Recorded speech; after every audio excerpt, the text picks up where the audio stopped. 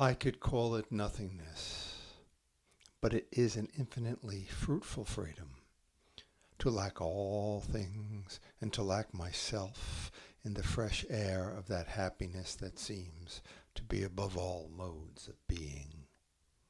Don't let me build any more walls around it, or I will shut myself out.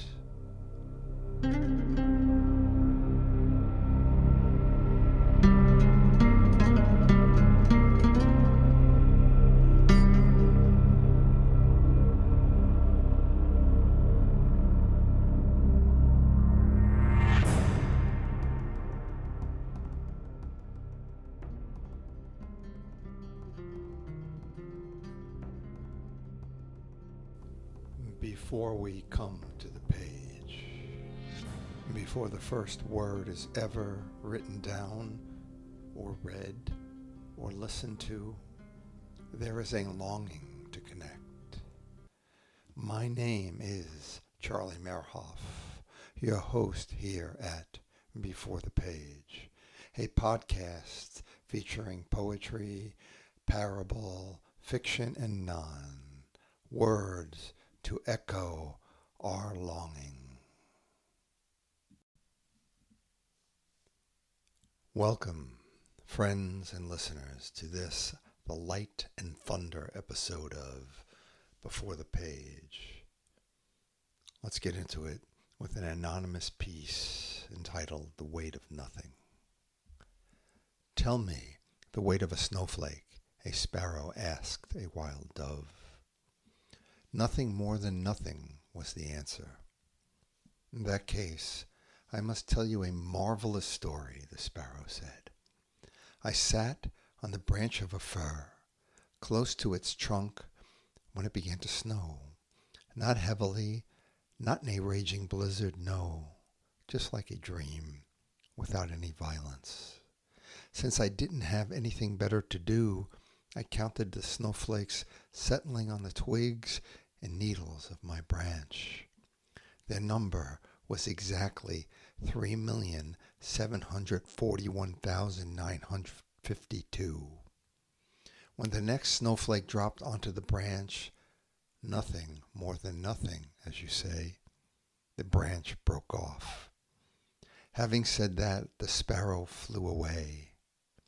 The dove, since Noah's time and authority on the matter, thought about the story for a while and finally said to herself, perhaps there is only one person's voice lacking for peace and justice to come about in this world.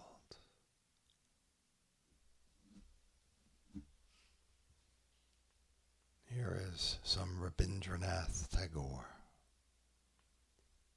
When the heart is hard and parched, come upon me with a shower of mercy. When grace is lost from life, come with a burst of song. When the storm of work raises its din on all sides, shutting me out from beyond, come to me, God of silence, with your peace and rest. When my beggarly heart sits crouched, shut up in a corner, break open the door, my God. When desire blinds the mind with delusion and dust, O Holy One, come with your light and your thunder. In his introduction to Meetings with Remarkable Men, Gurdjieff gives us an ancient saying. Only he will deserve the name of man and can count upon anything prepared for him from above, who has already acquired corresponding data for being able to preserve intact both the wolf and the sheep confided to his care. He goes on, he does a little bit of explaining regarding this. It is interesting to note that among the many proverbs and ingenious solutions of tricky problems habitually used by various Asiatic tribes, there is one in which a wolf and, instead of a sheep, a goat also play their part that corresponds very well, in my opinion, to the gist of the ancient saying I have quoted.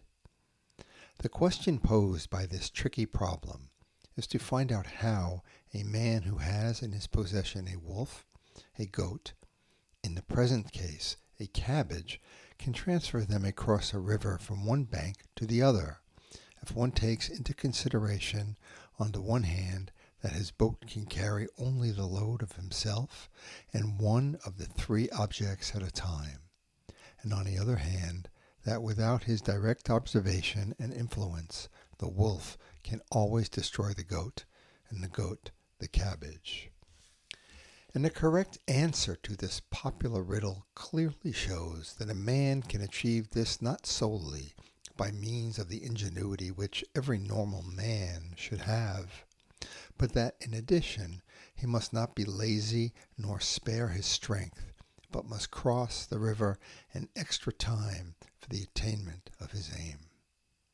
Returning to the meaning of this ancient saying chosen by me, and in keeping in mind the gist of the correct solution of this popular riddle, then, if one thinks about it without any of the preconceptions always arising from the results of the idle thoughts usual to contemporary man, it is impossible not to admit with one's mind and agree with one's feelings that anyone calling himself a man must never be lazy, but constantly devising all sorts of compromises, must struggle with his self-avowed weaknesses in order to attain the aim he has set himself, to preserve intact these two independent animals confided to the care of his reason, and which are, by their very essence, opposite to each other. So, here's a repeat of that saying. Only he will deserve the name of man and can count upon anything prepared for him from above, who has already acquired corresponding data for being able to preserve intact both the wolf and the sheep confided to his care.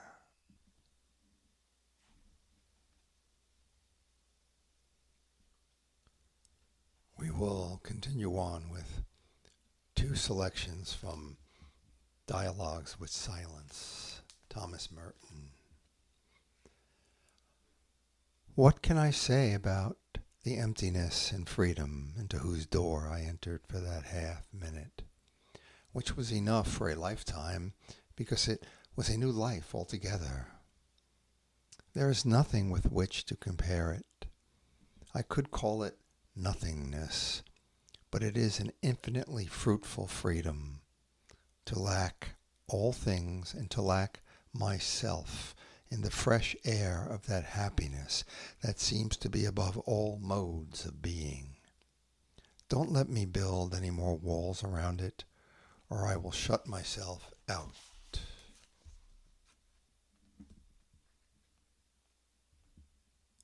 This night,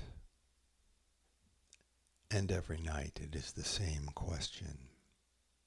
Here, now by night, with this huge clock ticking on my right hip, and the flashlight in my hand, and my sneakers on my feet, I feel as if everything has been unreal. It is as if the past had never existed. The things I thought were so important because of the effort I put into them have turned out to be of small value.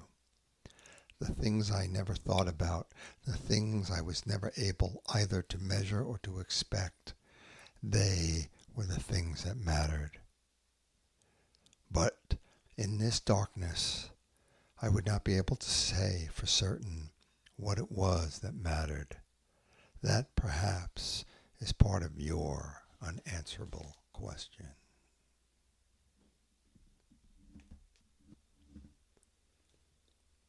It is always an honor to give voice to Kook's writings.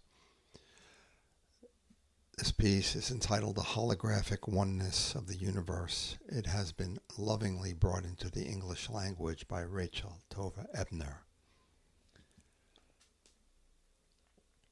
It is a simple and straightforward realization that everything happening in the world, all creatures, all their doings, and every detail of their makeup, their natures, their traits, their dimensions, their life paths, material, and of course spiritual. Everything is a condensed version of the phenomenon of the whole of existence.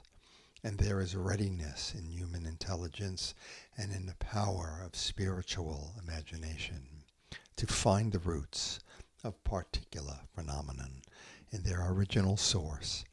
And this is the principle of God's secret to those who revere him, and of sublime intimacy with God at its peak value.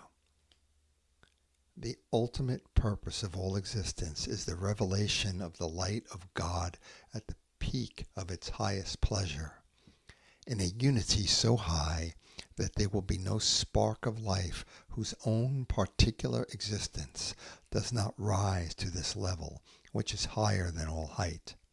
And then will the genius of all existence as a whole shine forth in each and every particular detail, something on the model of a mirror, where everything opposite it is lit up and visible within it, and there is no end to this great joy. And this is the reason the cosmos first needs to be divided into the tiniest of parts, and enormous shatterings must take place in order to separate the smallest particles, and after they are polished up and clarified, behold, each speck contains the whole of all existence, and all of it is filled with God's light and his glory. This next telling comes from The Way of the Sufi by Idries Shah. It's entitled The Magic Horse. A king had 2 sons. The first helped the people by working for them in a manner they understood. The second was called lazy, because he was a dreamer as far as anyone could see. The first son gained great honors in his land. The second obtained from a humble carpenter a wooden horse and sat astride it. But the horse was a magical one. It carried the rider, if he was sincere, to his heart's desire. Seeking his heart's desire, the young prince disappeared one day on the horse.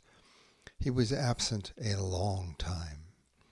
After many adventures, he returned with a beautiful princess from the country of light, and his father was overjoyed at his safe return and listened to the story of the magic horse.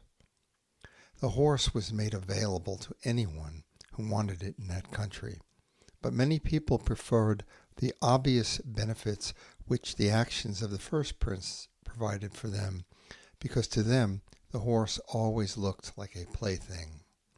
They did not get beyond the outer appearance of the horse, which was not impressive, just like a plaything. When the old king died, the prince who liked to play with toys became, by his wish, the king. But people in general despised him. They much preferred the excitement and interest of the discoveries and activities of the practical prince. Unless we listen to the lazy prince, whether he has a princess from the country of light with him or not, we shall not get beyond the outer appearance of the horse. Even if we like the horse, it is not its outward shape which can help us travel to our destination.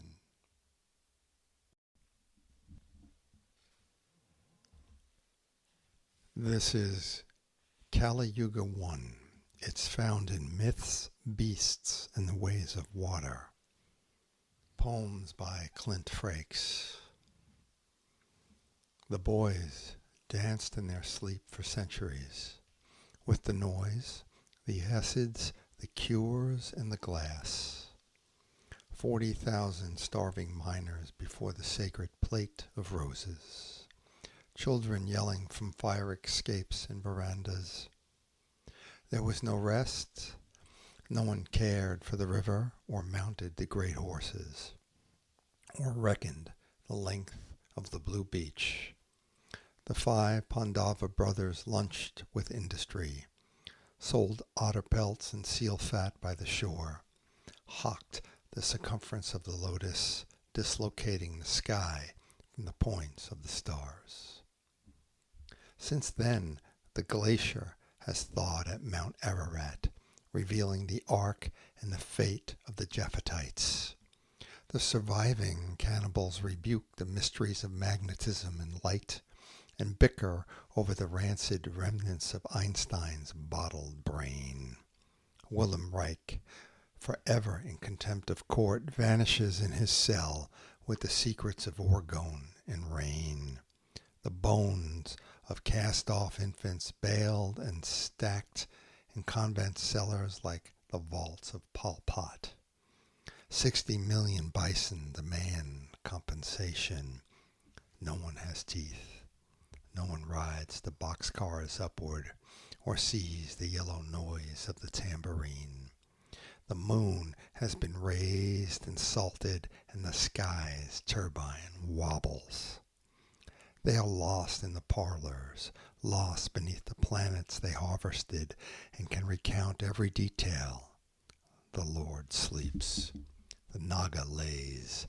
The bull teeters on one leg, and a legion of embalmed deities have no one to dream them. Draupadi, too, the mind beneath the 5 senses, has forgotten Vishnu, the preserver, who sleeps on chaos like a bed of leaves. She has forgotten the little back door to the temple, the hidden recesses of the soul, and common flower names that might have pulled us free. Vagrants have lit fires behind the stadium, while children gather at the river in bright vests with violins, singing to the deposed queen in her martini glass.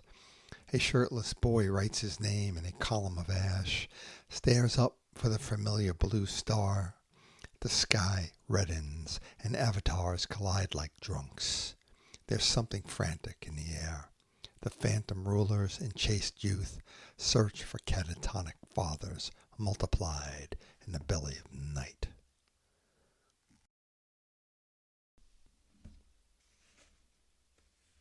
This is a 3-part piece composed by the reader decades ago. It's entitled Mammoth Bones. 1. Shit that I never think of.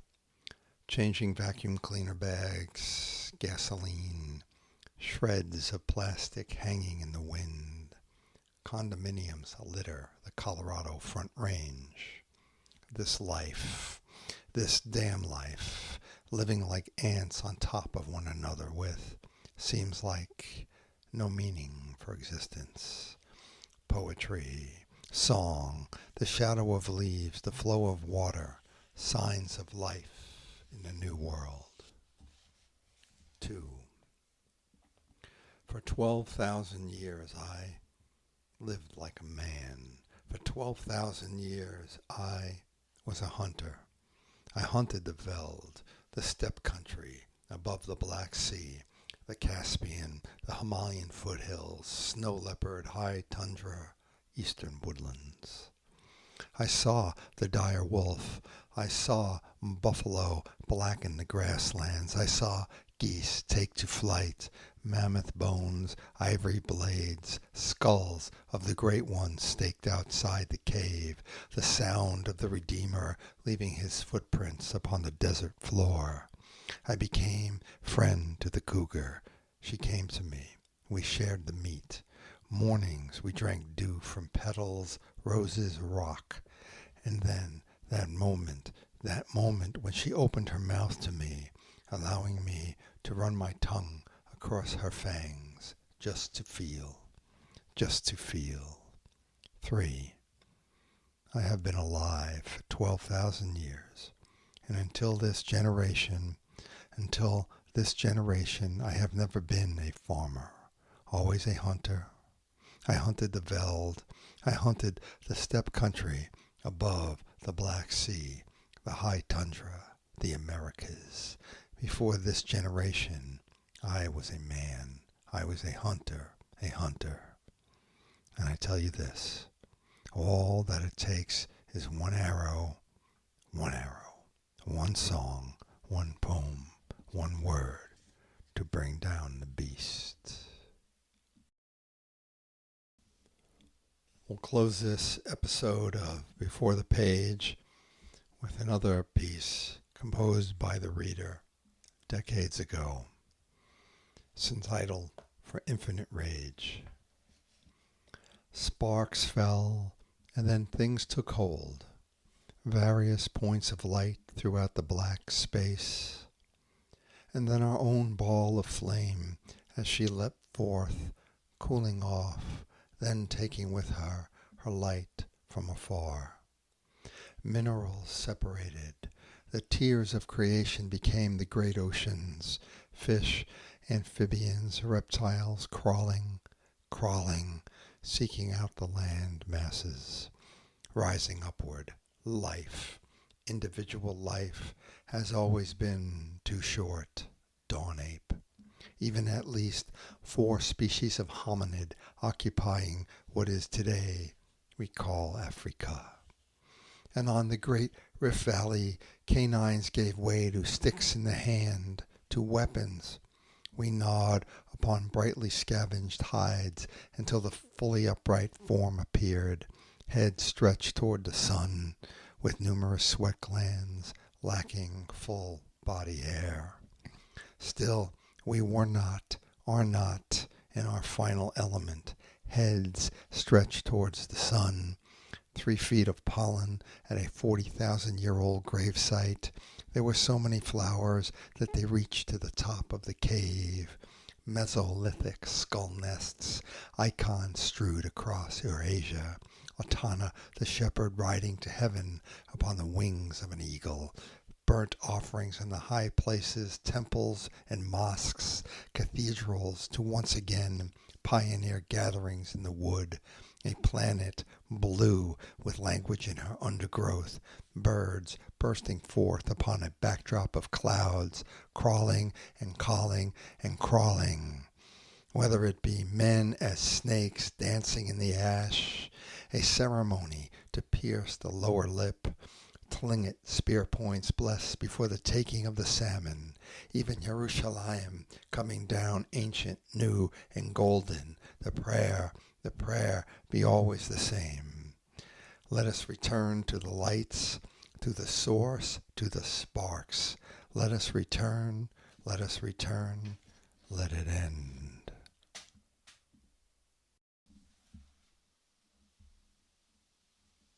Thank you all again for listening to this episode of Before the Page. If anyone has any interest in obtaining the poetry of Clint Frakes, Myths, Beasts, and the Ways of Water is available from Seven Worlds Press, and you can obtain that by going to sevenworldspress.com, sevenworldspress.com. If anyone would desire a copy of the Torah of Tomorrow, One Song, teachings of Rabbi Avraham Yitzhak Hakonin Kook, Rav Kook, in Hebrew and English, translated by Rachel Tova Ebner. It's an exquisite publication. It could be obtained through Mosaica Press, Mosaica Press, mosaicapress.com. And there'll also be some information in the show notes. Thank you all.